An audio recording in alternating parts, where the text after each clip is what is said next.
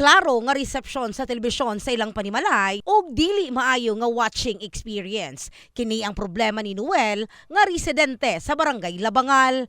O lagi ka problema lagi kay lubog ba. Lubog siya dahag lamok samot ang pagmagulan-ulan plus gabi wala na. Totally lamok na gid siya. Mo na nga giatangan gyud ako ni nga pizza 5 kaning giano sa kay brigada nga manghatag og katong murag modem ko nila nga box.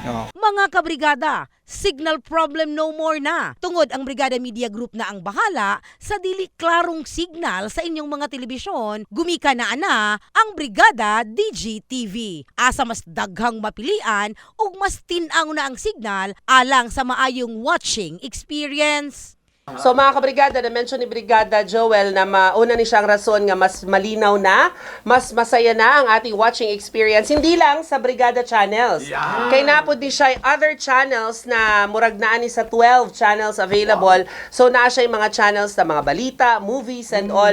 At ang maganda, libre.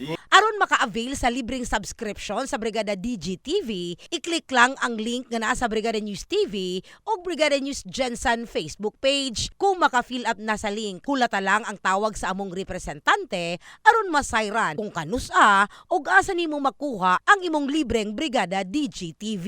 Maong avail na, mga kabrigada, in the heart of changing lives. Kini sa Brigada Richard Gubalani sa Brigada News Gensan. Brigada News!